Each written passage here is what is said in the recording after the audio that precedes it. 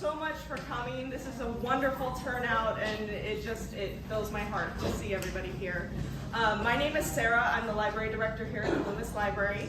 And this program tonight is kicking off a month-long series of events. We're calling it a Month of Remembrance. Originally, we had planned to have this series in February.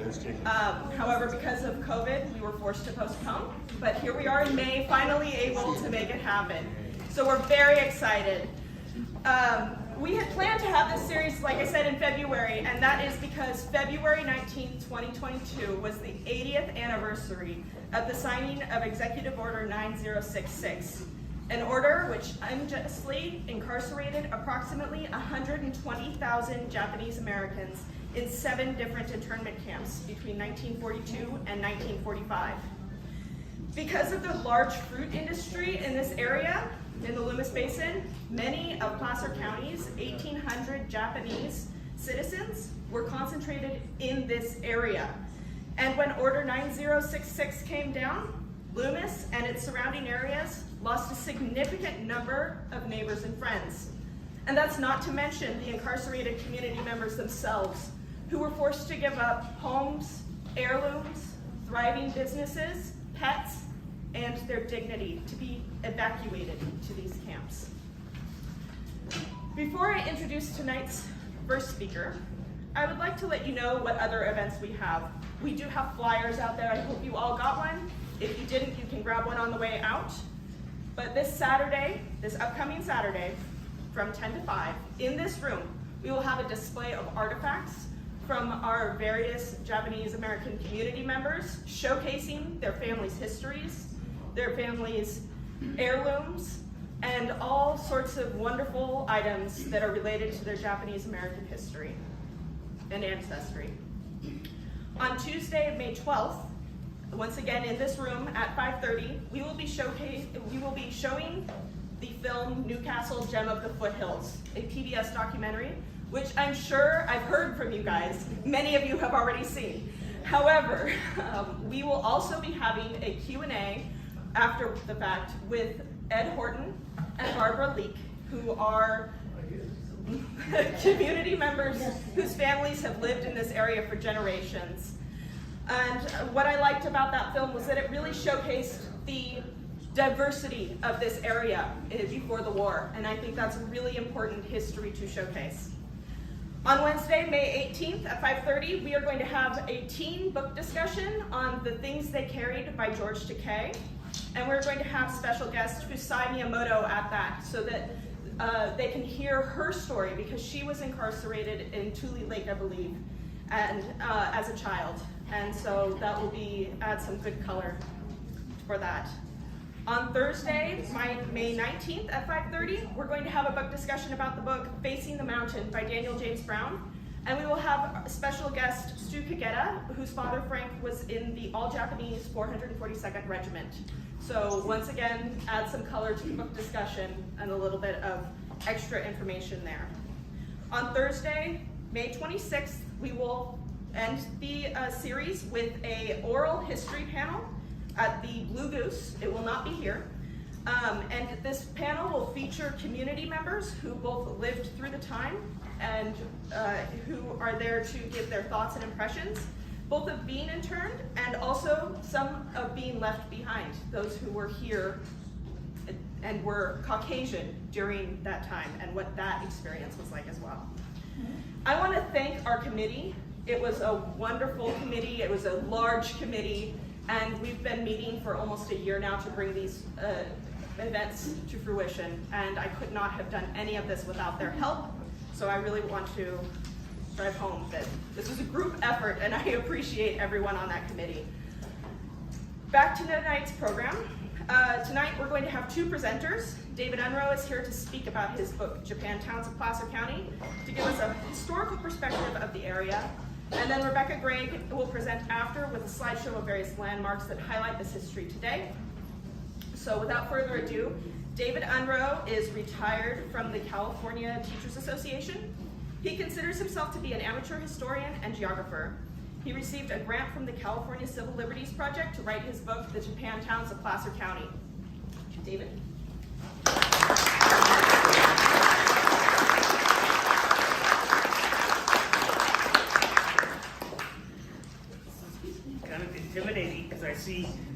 people in the front row here and throughout the room that probably know more about this stuff than I do. So if I say something that's really out of line, call me on it. So, and that's also what I want to say is that unlike most speakers, I encourage you to ask questions during the program. Don't wait till the end. So if something sparks a thought and you ask it at the time, I'd be happy to answer it. And also, I don't have a PowerPoint or anything like that because I've had bad experiences coming to a group like this with a PowerPoint and it just going kablooey. So enough. First of all, I'm assuming most everybody are Placer County natives, or not.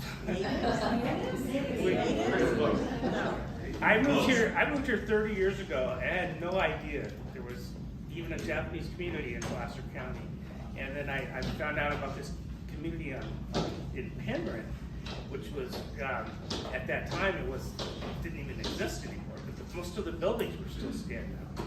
So that got me interested. Can everybody hear me? No. Okay. I'll try and talk louder. This is not a story about internment camps. I think everybody, at least in this room, knows a little bit about the internment camps, and this is not a story about it. But if you're talking about Japanese American history, you have to at least touch upon that because that is the main event in Japanese American history.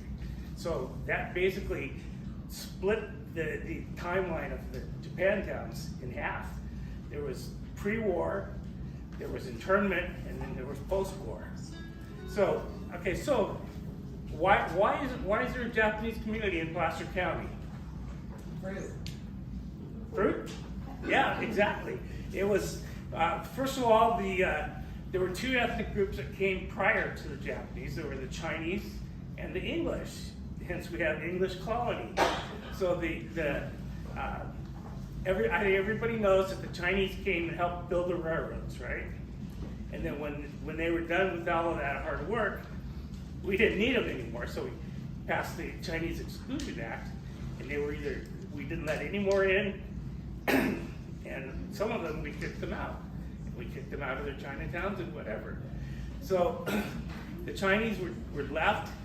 We still needed their labor, so for the railroads and for the fruit orchards. So the Japanese were brought in, and they were considered less objectionable than the Chinese. So whenever they would settle in a place like Loomis or Penryn or Newcastle or Auburn, they usually would have to live in the previous Chinatown, where the Chinatown existed, because all of those towns, yes? You said they brought in the Japanese? The Japanese came by themselves. The Japanese came in, right? Right, that's correct, yes. That's Yeah, see, that's perfect. So you follow that example, okay? So they needed the labor. The railroads actually hired a lot of Japanese. They didn't do the building of the railroads, but they did the maintenance of the railroads. So all of these towns along here, along the Union Pacific, Loomis, Penryn, Newcastle, Auburn, were built along the tracks, and then that also made it easier to ship the fruit back east, because this Placer County was the #1 fruit growing county in the United States, exporting to the back east, and it was mostly stone fruit like peaches, pears, and plums. So, and another reason why here is because the English came, built the ditch system. Actually, they hired the Chinese to build the ditch system for the English colony that never really transpired. So the Japanese came in. They had these water systems to irrigate the fields, which was mostly orchards. The proximity to the railroad, they would ship the fruit back east. So Loomis, Penryn, Newcastle, Auburn, they all had Chinatowns, which were kind of withering away. The Japanese came in, basically built their Japantowns over the Chinatowns. The one exception was here in Loomis, which old timers would tell me, I'm not aware of there being a Chinatown in Loomis. Yeah, we owned it. Yeah, on King Road. Okay, well, as I understand, there was a Chinatown about where the freeway is. Is that correct? Just a little east. Yeah, okay, and that was wiped out a long time ago.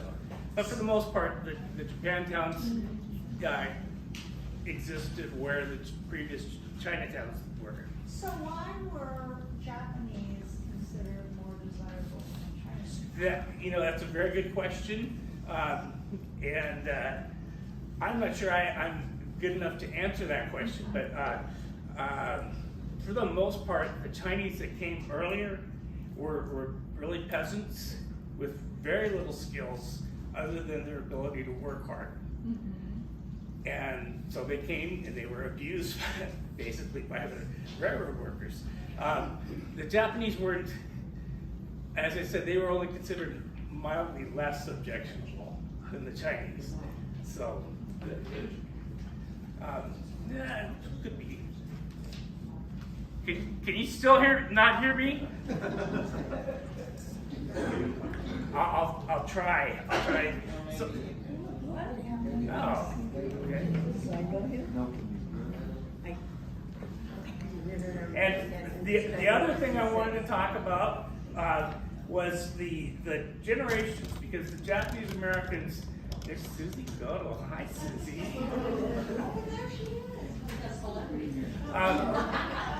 More than any other ethnic group in the United States, the Japanese tend to classify themselves by their generation in this country.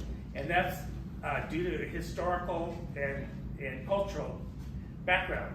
So the first ones that came were the Issei. They were born in Japan, and they came here. Basically, that was approximately 1900 or so. They were born in the late 1800s. Japan was changing at that time.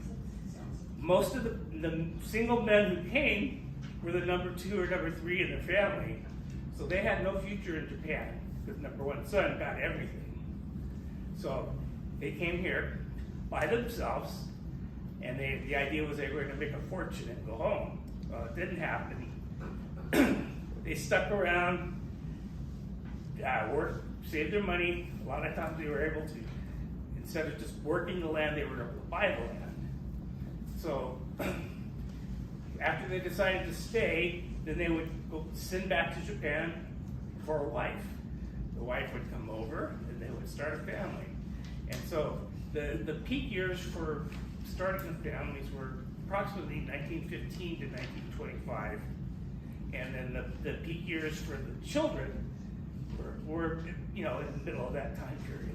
So 23, 24, 25 is when most of the Nisei, the second generation, were born. So, yes? So you make a statement they would send back for wives? Yes. Would that be young ladies that they had known back home? No.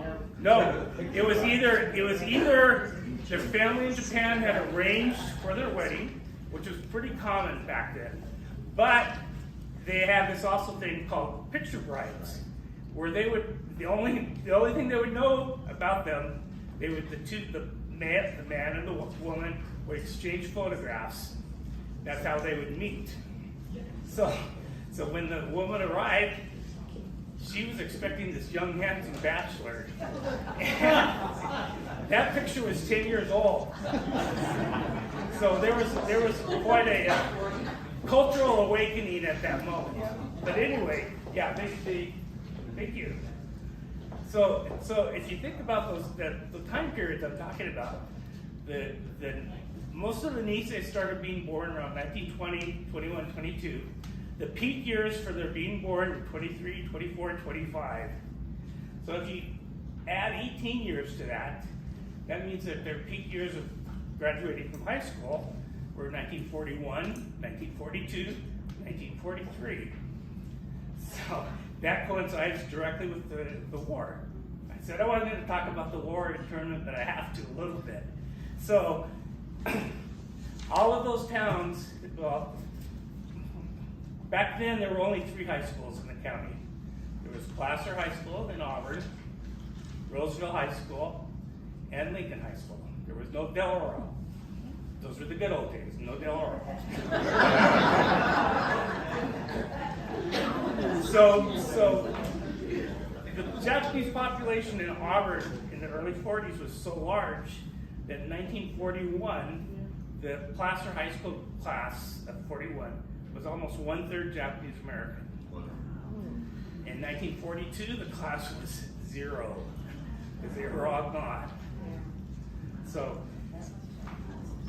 after the internment process started, and people were shipped either to Arboga out near Marysville or to Tule Lake, there was 1 Japanese American left in Placer County.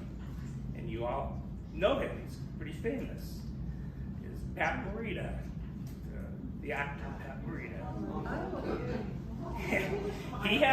Pat Morita had tuberculosis, and he was in the sanitarium in Weimar, and they determined that he was not able to be shipped to the internment camp. So he stayed in Weimar. He did eventually go on to Tule Lake. But Pat Morita was the only Japanese American in Placer County.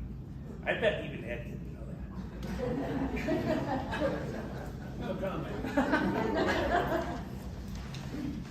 So getting back to the Japantowns, okay? So even Roseville was a railroad town, and there were a lot of Japanese that worked for the railroad.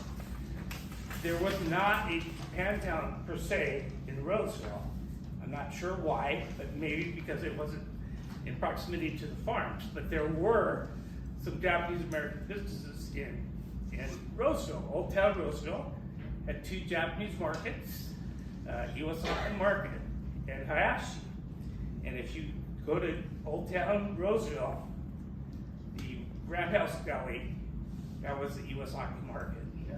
You know, Ken was like, yes. What was it? The Roundhouse Deli? Oh, yeah. Yeah, right on Church Street. Right across the Yeah, road. right across from the railroad. There's a reason it was right there. Yeah. From my research, the towns of Rockland and Lincoln never had a Japantown. Rockland didn't, for some reason, there were farmers on the outskirts of Rockland, but I have never found any Japantown residents or businesses in Rockland. But Loomis did. The Japantown basically was the intersection of right here, Horseshoe Bar and Taylor Road. That's where Igarashi's, Takahashi's, and Takagishis. And I'm saying it by the name of the owner. It didn't matter what the name of the company was. It could have been Loomis Mercantile. Everybody called it Takahashi's. Everybody called it Takahashi's, Takagishis. And what was the third one I said? Igarashi's. Yes. And that changed when, because I guess people didn't want to say Takamoto, so it became Main Drug. They called it Main Drug. They called Main Drug Main Drug. After the war. After the war, yes. We always called it ducks.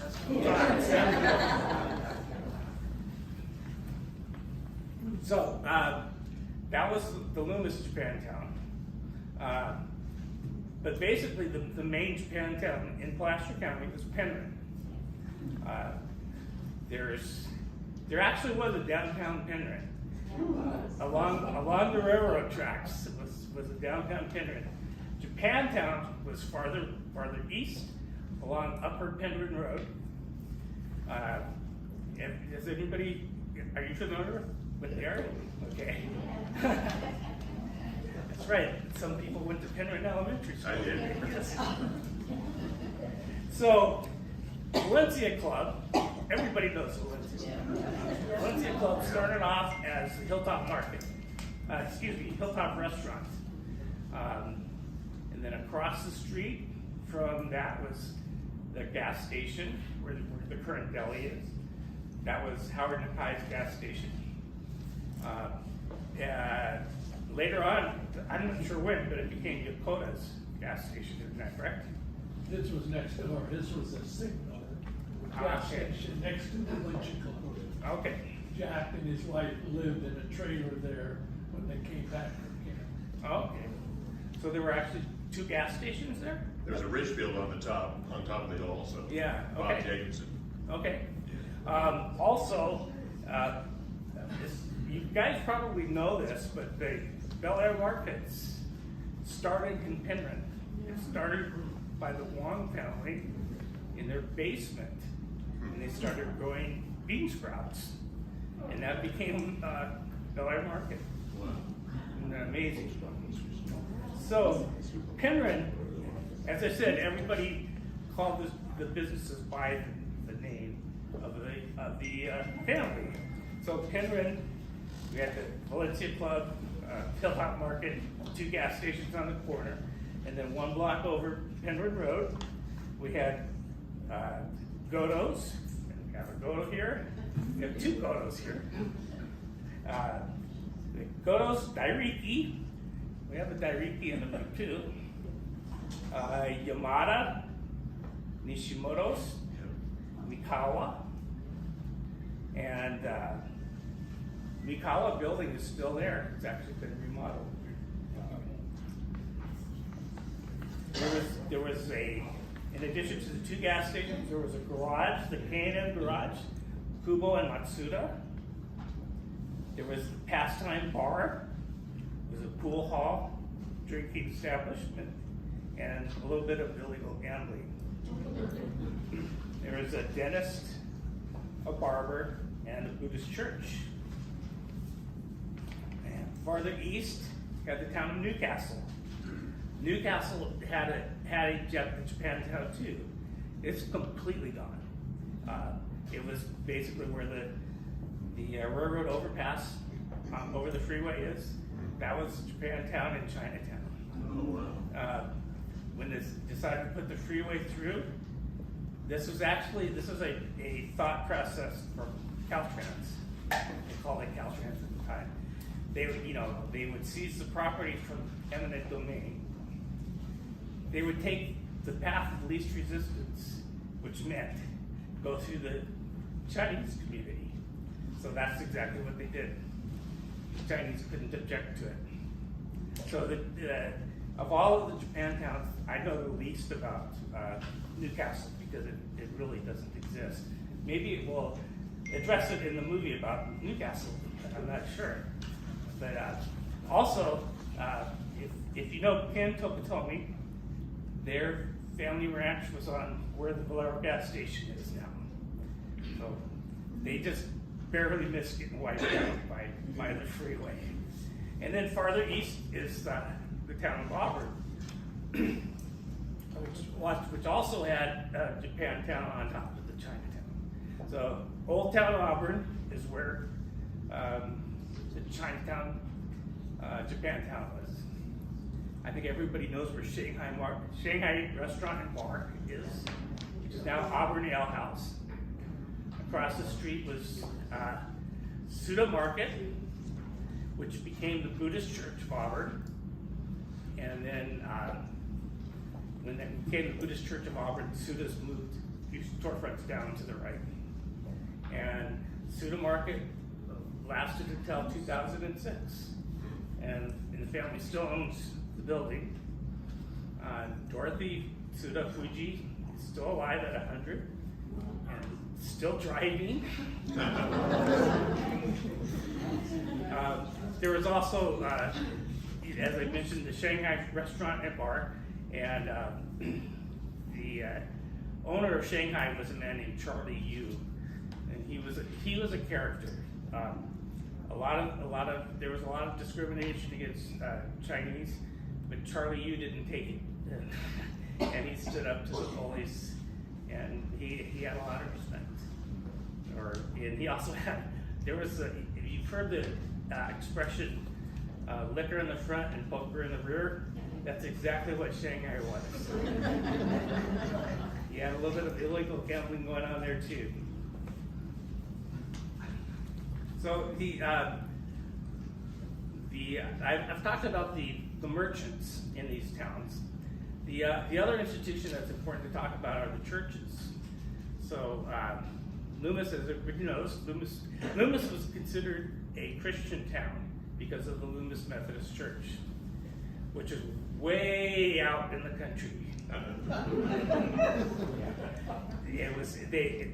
Number one, they had the land was donated to the church, and they wanted to be out of the town, so they were way out there, way out on Grace Road.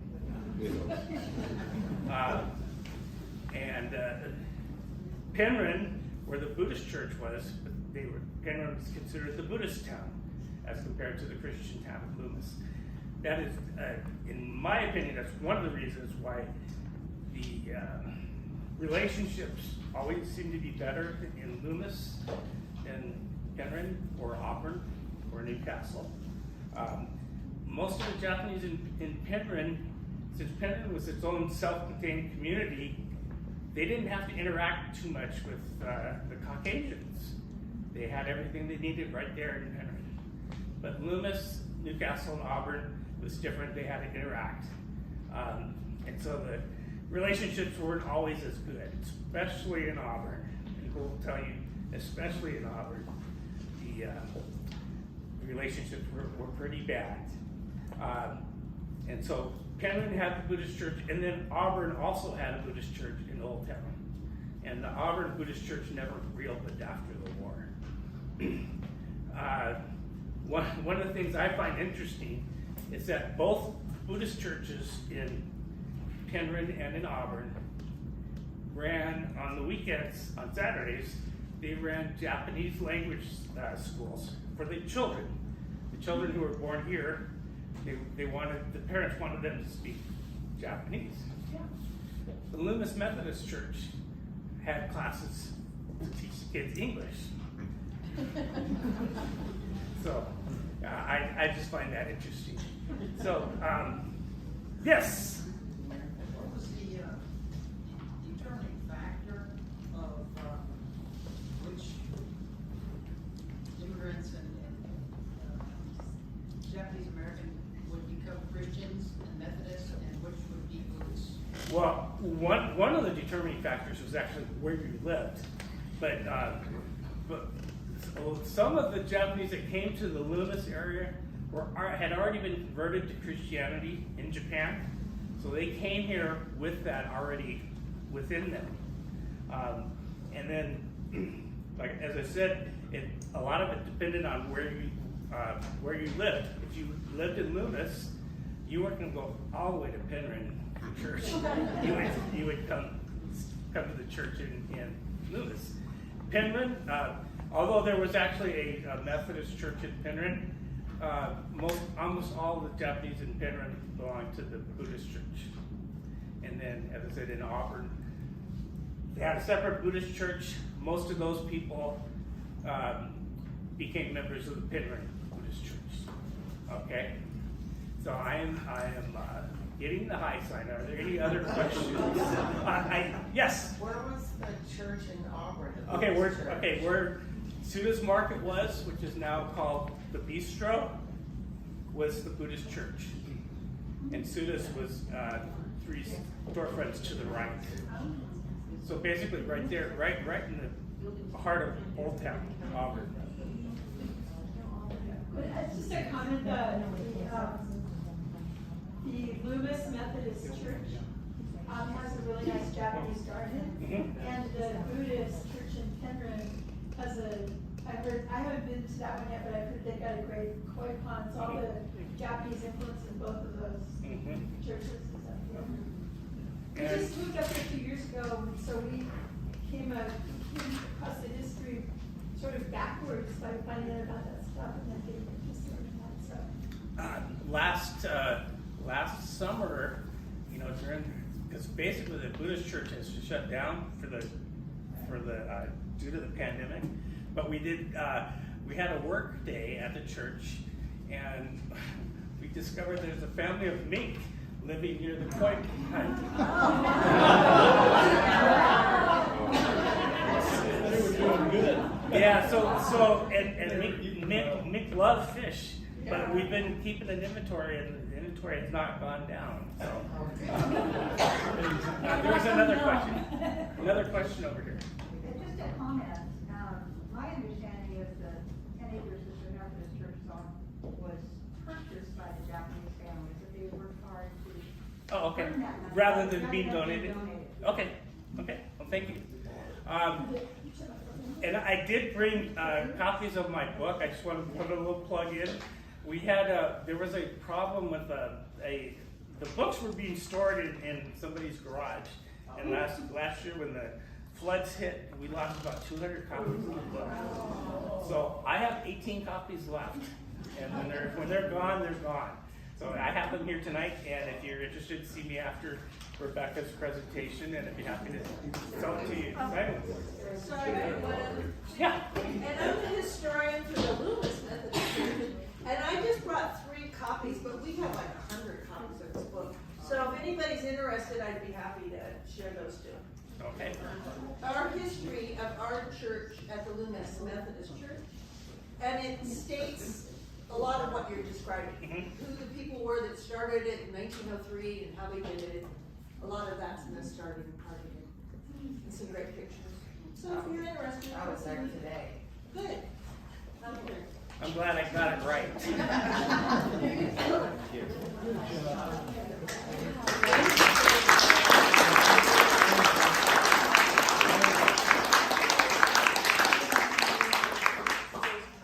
Sarah's going to introduce the next speaker, but I just have to say, the Standing Guard project happened before my book, and I think, and Rebecca will tell you, the people who went into the internment camps, they did not want to talk about it.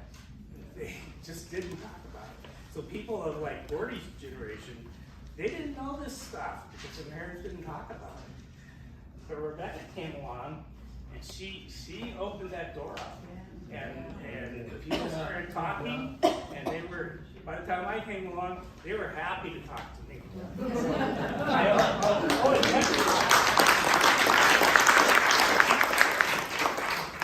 All right, thank you, David.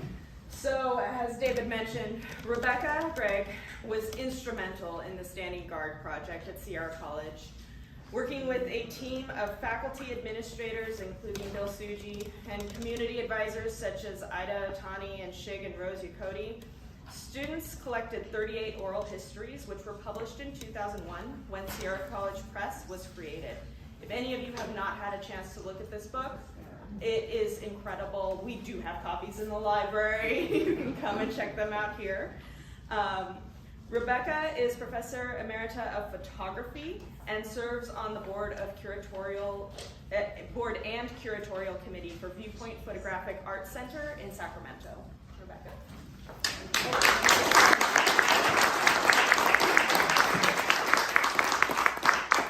Well, I retired, and so I had lost my teacher voice. But I'll try to project. I used to be able to do that, and we'll see. I had a really good time doing this, what you're about to see. It's not nearly as informative with specifics like David had. In fact, I was taking notes and hoping I could remember some of the things he said. But I think you will enjoy seeing the pictures that I've been taking since we started doing this. But I have a slightly different slant on it than looking at the Japantown. So you will see pictures of Penryn and other places, but I'm going to start us up at Auburn and look at where we are today, because the Japanese influence hasn't at all gone away, it's just gone wider. And in fact, it's very much still with us, and aren't we glad about that? I have to give credit to Deb Sutphin, who's sitting back there. She and Lynn Medeiros wrote a whole class for taking oral histories. That's both Deb's and Lynn's training in their graduate work is social history, public history. And we had Randy Snook doing the publishing part. We had students. Here's a student who took the picture in the book of Suda's grocery store with the courthouse up behind and Frank Suda right there. And I think you did someone else too, didn't you, Vaughn? You did several anyway. So she's a star, and there were other students. There were students that produce the work. So what the faculty did was in the background, but I will tell you quite humbly, we had no idea of the ripple effect that this was going to have. And I wrote it in a journal after I'd made friends with Ida Otani, who looked after me when I was I wasn't intending to say any of this part, by the way, but here we go, you know. So I met Ida Otani and Taeko Takahashi and Ted Katada and Shig Yakoti at Sierra College, and I was the youngest person on campus, trying to make friends with people, and Ida really looked after me. Sorry. So it was a wonderful thing for me. Wow, sorry. I had a little notebook and I wrote, when I started teaching photography, I came as something else and I became the photography teacher. Do a document of the Japanese Americans. And I meant photographic document. And then I wrote 25 years later, we did it. So it took a long time, a quarter of a century to pull the right people together, whether it was students or other faculty who wanted, and administrators. We would not have done this without Bill Suji's help, without Morgan Lynn's help, Kevin Ramirez's help. You know, you have to have those things. We got lucky, we too got a grant. and we sold things. We sold rocks with standing guard written on it. And I remember the guy, we had I don't know who said it, but I can still hear him saying it. We were having a little gathering of people, and he was buying a rock for, $25 or something, and he said, I can't believe I've been dynamiting rocks all my life, and now I'm paying $25 for one. It was beyond imaginable experience for me, and I continue to grow and be enriched by it and emotional about it. So I want to take you on a pleasure trip through our county, and I, like David, will often misspeak. I have no idea why I do that, so please correct me if I say something wrong or if you want to teach me something, because I'm always willing to try to fill out my bank of knowledge here. I can do it, and I'll walk and do it. So that's the title, Beyond Japantown. We're going beyond that. And tell me where to punch, so I won't have my likewise. Okay, cool. Yeah. And so we're going to start up at Auburn instead of driving up. We're going to start down. And because the lights are, can we demo them all? Just a little bit. They're behind this lady over there. You have skylights, so you see pretty well. Right behind you. Thank you. Oh, that's good. Also say There we Kendall. Hello. We just met the other day in Penryn, and I happened to see you there. So this is modeled after the image that was in David's book, trying to get the same position. You know, the Japantowns that have lasted best are the ones that are in historic districts, because they've tried to save those buildings, and so this is almost a duplicate of the image that's in the 18 copies that you might get one of tonight. Anyway, there it is. Not much changed. When you look here, that was the 135 Sacramento. That was where the store Sue's was before. And when internment came, they just boarded it up and didn't open it back up again for a very, very long time. And they just left it like it was. David mentioned that what most of us would know as Suda's is now the annex for what was Shanghai. And it's been redone on the inside by the wonderful architect in Auburn, Mike Murphy. But the sign is gone. It's still there. It still looks like that. But it was the Buddhist church and then became Suda's after that. But all of that's pretty much intact. It's there. Now, what I find is where you can really feel the community. And so I'm going to take you to 3 cemeteries, but I didn't want you to get the wrong opinion. I love what you can learn in the cemetery. And so this is the old cemetery in Auburn, and I didn't, I took jillions or several pictures of things, but in the interest of your comfort, I edited down some, So this is there, and I just chose 3 that spoke to me. Yamasaki's a name I know because they helped us out on the garden at Sierra, and I you'll notice in the upper one there, it's all in Japanese except for the dates, which we can read, and so it tells you something about the age. So that middle one, the death date is 1928, and that fits with the peak years and stuff, fits right in with that you can see the older generation. And then in the bottom one, that's also in that same cemetery, there's 2016 on the left when the husband died, and she is still alive unless somebody just hasn't fixed this, I don't know. So it kind of gives you a flavor of what's going on. Plus you can learn to read a little Japanese because that means mountain. And so once you kind of start to recognize one, you can put them together, and it helps, it makes you go. But this is the most iconic. So a friend of mine said that when they were driving up from San Francisco, they would see the sign and it said, "Fruit Burger." And he was a kid, and he said, "Let's get a fruit burger." But now they've changed that. They put that on a different line. But I think that Ketta's is that part that brings the culture, both in food and camaraderie and the things we look forward to, the pies, all that. So now we're coming down the road a little bit. We're going to go to Newcastle, and I chose these just to capture that Newcastle was once a place that cared about its formal kind of buildings. This is very formal architecture, though small. The columns and that kind of Corinthian filigree that's on there. These are rich. The bank is, even Wells Fargo just has an ATM now, but it still shows something about the money past of Newcastle. And then the upper left is David's the illustration that's in the book. And again, I tried to take it kind of from the same angle so you can see how little has changed in the exterior building. The cupolas are still there. It's quite interesting. But what's really changed is that most of the stores, there are artists there, artist studios, several studios, a very good Italian restaurant. But there's the orchard ladder.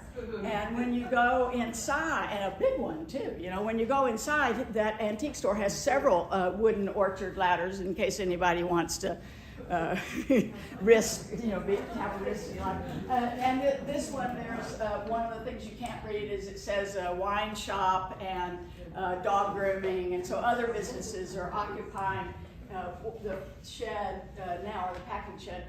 But there were 10 of them, according to David's book. That's a lot of packing sheds, And then I'm back at the cemetery again. I find the Newcastle Cemetery to be one of the most beautiful places to go. I urge you to walk there, to feel the quiet.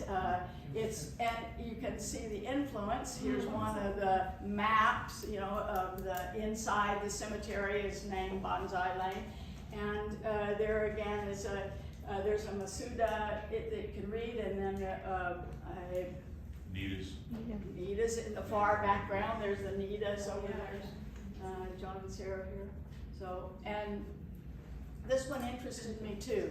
We do a lot of talking about the 442, and you're going to see some other things about the 442. So the one on the left is a veteran, and World War II. So he was in the very famous Go for Broke 442, and the one on the right, the death date is 1942, and he died before going to camp, and because his son John takes over that role. So it doesn't say the month that he died, but you can learn a lot walking around a cemetery. And if you don't learn it, you can at least write it down and go look it up later and still feel good. So I urge you to do that, to go to the cemetery. See the Matsuda's there too. Yeah. And Susie, I had a picture that I took out. Susie, can you hear me? I took out the huge Godot one, and because I have lots of pictures of it, it's so beautiful that's in the Newcastle Cemetery. So here's the Hilltop Cafe, as the Valencia Club, and the comparison photograph, those same guys are riding their motorcycles. Oh, that's great. I love this an Art Deco kind of design of the building, but it's just a hodgepodge. Look how all these added on things are sort of like Tough Shed came and added on, but originally it was a pretty interesting place, and I think that the sign and everything is served us well, and that is US 40. Howard Mackay's orchard was right where that road is, and so and to the right of it, we'll see another little picture of it. So there we are, and then we turn to go down the one road, that is the Old Town. And I won't say the name of this, the correct name correctly, so I'm just going to tell you it's the JACL building, but now it's privately owned. They sold it, but that little plaque that's above the door is this plaque. And it says that Thomas Masuru Yego, and he died in 1956, he's the co-founder and faithful servant to Placer County JACU. And I think that one of the things you'll appreciate about going around and looking at pictures and looking at places to take pictures is that there's so many plaques. On Suda's Grocery, there's a plaque about that big, and it's wonderful because you can really learn a lot of things about it. And so I want us to put a plaque on the church. So he must have been the father of Ike Diego? I guess so, I think so. Yes, he is a brother. Brother. Gotcha. So this is the site of the store, but it was one of my favorite pictures. It looks a little bit better on my computer at home than projected this big. But isn't it, it speaks so sadly in some ways of changing times, and yet it also speaks of the domestication of things with the gate. And so this is where the store was, and Godo's was on the left, and then the store, and I didn't do the site where the K&M garage is, but this is the building that's still standing. That was Mikawa's grocery store, and it had other names too, Mikawa's fish market, and it had several other names, but there it is. And then that's the way it looked in 2007 before it was bought to be restored. And so the one previous was the restored one. So you can see that it was needing a little help. And here is Yamamoto's shoe store and beauty shop. It's like both ends of you. Get behind And card room. Oh, and card room. So it's the oldest, Kendall, say this right for me. The last standing original house of Japantown. Yeah. Last standing original house of Japantown. Yeah. Right there. So that's looking one side and then looking back. The Ofuro was, according to Cliff Kennedy, was back here. So those buildings were connected. So. And then the other side of the street is the Buddhist church, and it's remarkably unchanged. And I really believe we have to get a plaque on it. That there's not a plaque there, and that's the parsonage. That it was built later. The church used to have a sign on it, according to the photographs. It says 1920, and the church was built around 1930. I mean, the parsonage was built around 1930. This is looking back from the church into, you can see the newer homes, and back after the Yamamoto's beauty shop. It's become newer homes, and you can also see one of the saddest palm trees in the world. But it's still trying, it's still standing. We were kids, that's where Chinatown started. Yes. Oh, that's interesting to know. Thank you. Chinatown was down lower from Japantown. Thank you. Good to have a source, a primary source. Isn't that good? And then I saw this building and this little thing and photographed it because I couldn't figure out what it was. Did a little research. It was the fire hose cart shed.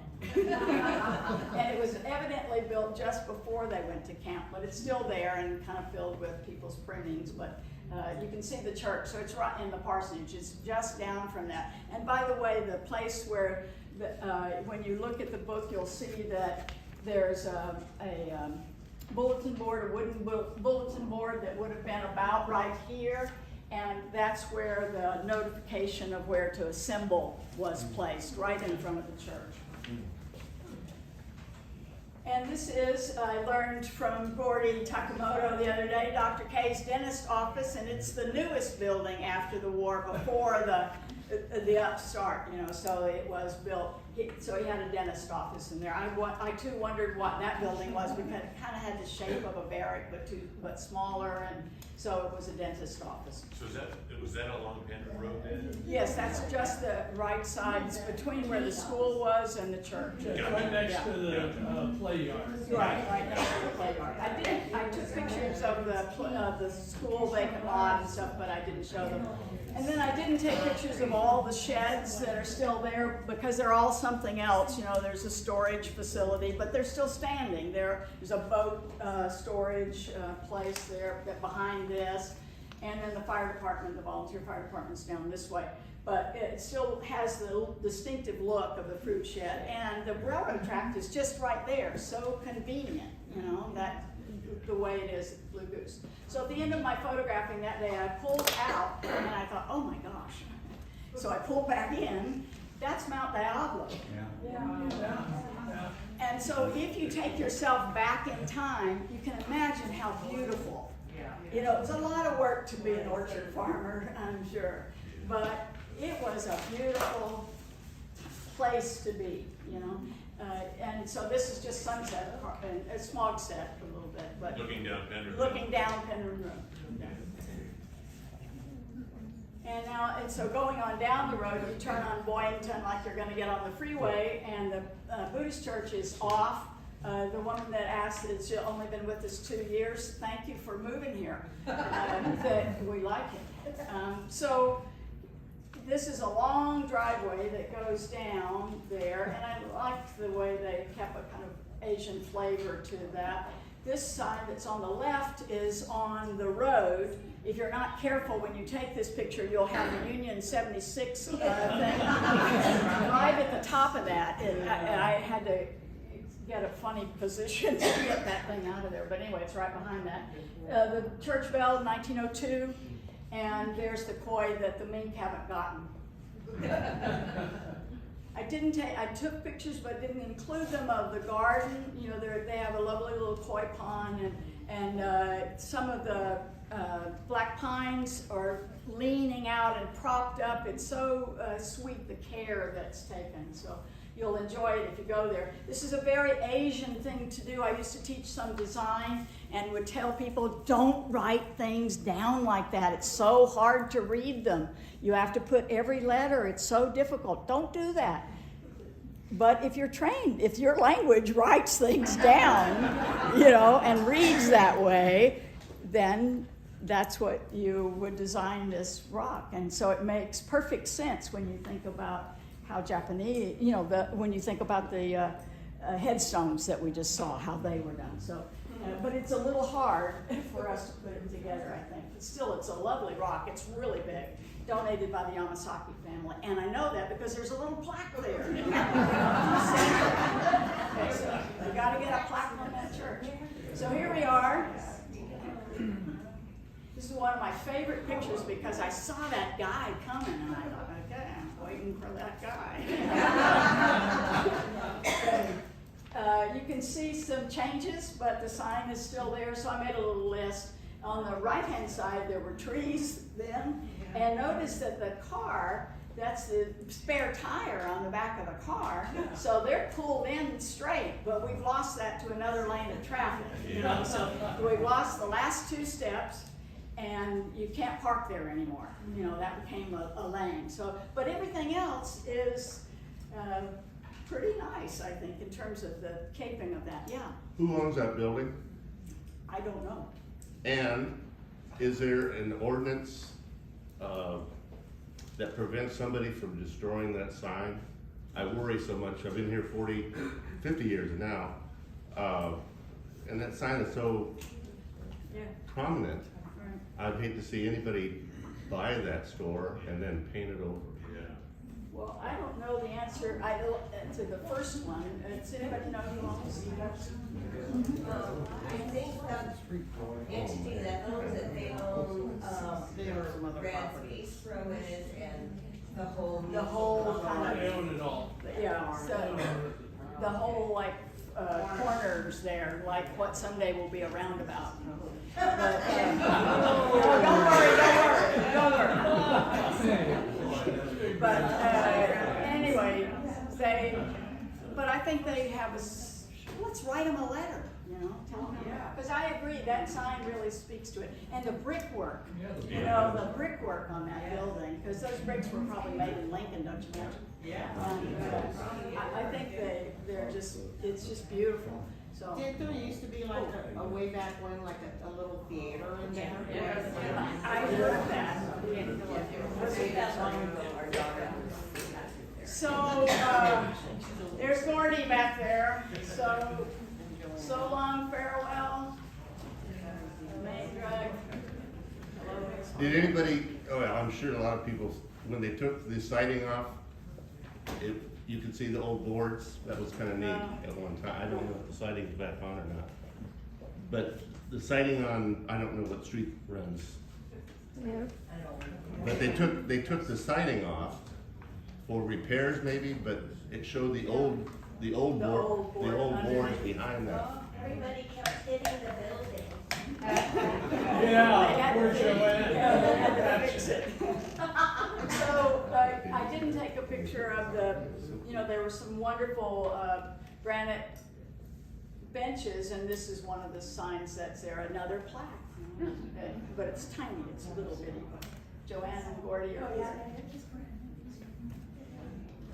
So in 1945, that's after. And then also, obviously, the repurposing of Blue Goose to be an event center and all the other things that you can see in the Blue. I chose the Blue Goose over High Hand in some ways because I love High Hand and I love what they've done creatively and the food and the ambiance and taking people from out of town there, you know. And but Blue Goose still is doing letting us feel our past in terms of all of the oranges, the mandarins there, and avocados. We're not roasting those here. But this connects the High Hand and Blue Goose to the importance of the trains. They are right there. Right there. And then if you've gotten as far as Blue Goose, you've already passed Oro High School and their Japanese garden. So that is the garden on the right-hand side, or one view of it. And then this close-up picture, which I know you can't read, but if you go here, you have all these names of the people who donated and worked to see this. It's a very lovely Japanese garden, and I didn't have to go into the office and ask for permission or anything like that. I just went over there and did it. So I think you could go and see. It's a very lovely garden. And Who cares for it? Who cares? Who keeps it up? I don't know, because it's well tended. Anybody know who cares for the garden? I believe the school district's doing it. A lot of people here contributed to put it together. Yeah, I mean, this is only just a few of those, and it's very well done.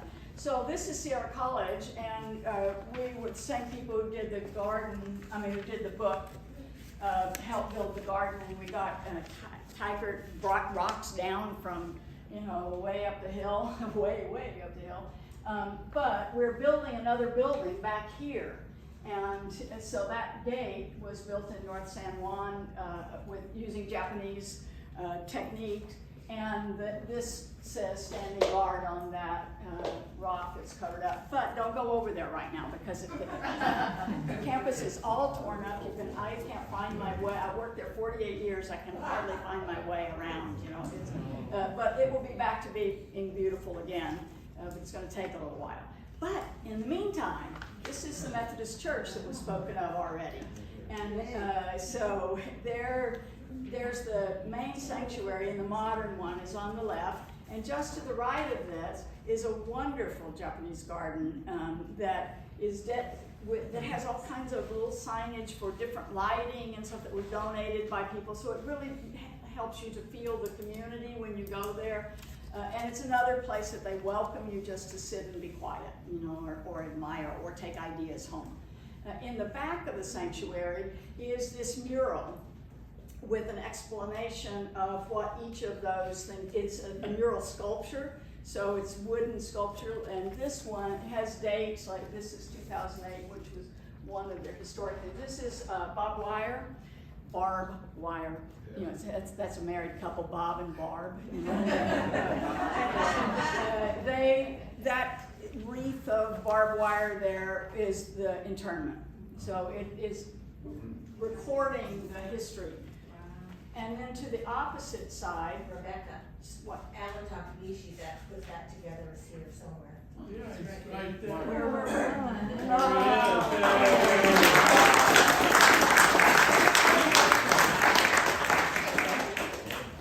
Now, for some reason, so the top picture on the right is inside the sanctuary, and it's just a beautiful piece that's large with the cranes folded, and it just impressed me of how the church still incorporates in the main sanctuary. This says Issei Chapel, but that's not a real door. It's split bamboo that's over the door. How clever! I wrote that idea down when I saw that. And there's the original Issei church. There's a Nisei Fellowship Hall to the right of that, but in the book, there is Japantown.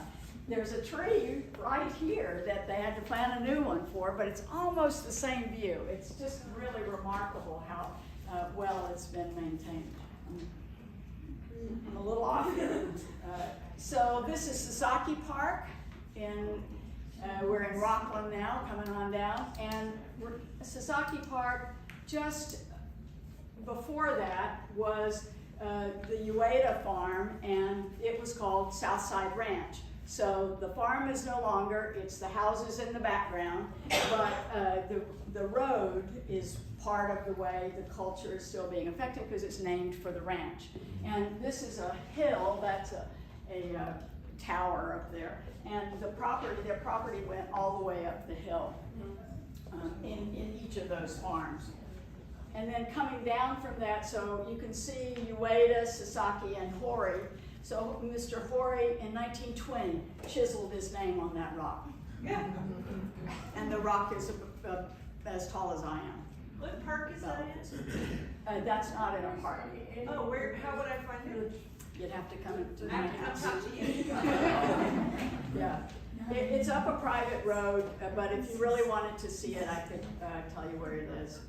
And then the thing on the right, so this is Mr. Hori, and he also passed away before. He didn't go to camp, but his son was named with a J, and he became the head of the family and went to camp.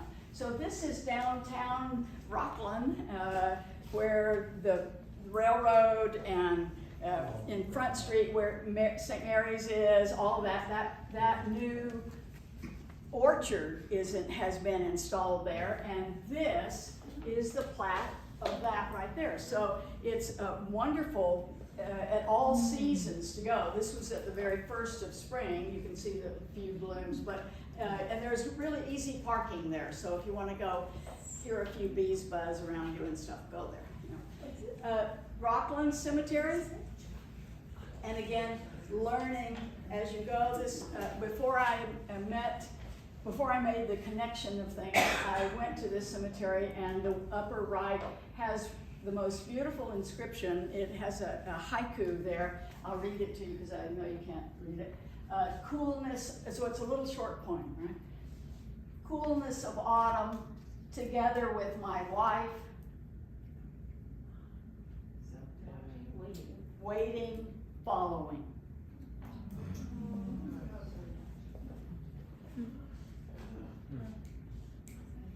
I'll just mention, the library on the back wall is the Loomis Historical Societies, and there's an oral history of Benji Takahashi back in there. And now we're in Roseville, and this is George Godot Park. Susie Godot is right back there. And there at the park, there is a wonderful modern plaque that tells you about George's life and his very extensive engagement with parks. And he taught at the college. He was basketball and athletic director. He's very athletic. He was a star athlete, actually. And here's the address and all if you want. It's a really lovely park, but there we go, reaching into the community again. And then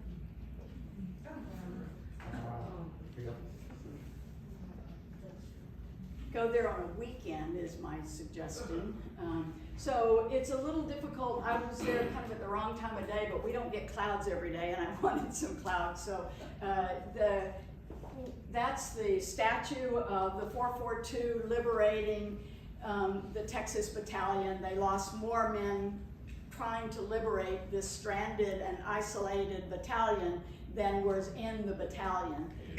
But it is one of the heroic acts of the 442. And this is a whole series of plaques all along here. Standing Guard folks are on this one, I think. But this lists all of the people from Placer County who were in the 442. Did they lose like 600? Something like that, yeah. It was just phenomenal. Yeah. Is that in, what location is that? Is that in Roseville? That's in Roseville. Up by the Justice Center? Yeah. Oh, okay. And in fact, that sign that you saw is right there. You know, that's the "Go for Broke" is what the 442 nickname or motto was, and so you'll see that sign there. And then we're at the last slides here. This is Otto's ranch or orchard. They're on Eureka, kind of, you know, and you can see a gated community across the way. So you have to be alert. It's a pretty busy road. You have to be alert when you leave there. Don't eat too much before you leave. But it's just an absolutely throwback in time. It's a wonderful place, wonderful family, great. You know, starter plants for your tomatoes and all the things that they are telling you there that they have. But this is Chris, whose grandparents were the ones who started the farm, and Helen, her mother is still alive. She's 106. Wow.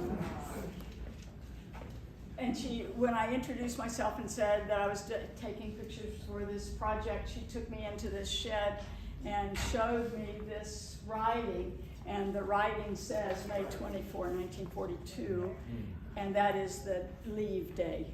That's, you know, and it was written originally and it hasn't been changed since then. What was the date? May 24. It was the day that they had to be taken to Arboga. So there isn't an ending slide. That's the place to end. Except I want to tell you one other thing, or encourage you. I took all these pictures with my cell phone, which I just want to call my pocket phone, you know, and it's just such a wonderful tool. So I want to encourage you to arm yourself with your phone seriously and to take pictures of your street, your neighborhood, you know, what things look like when you see the for sale sign go up on an empty lot. Take the picture of it. I'm doing Aguilar Road right now because, whoa, have things changed there, you know? So really make history with your camera, because all of the pictures that we take become historically interesting and important with the passage of time. So I would urge you to become camera historians. Thank you very much.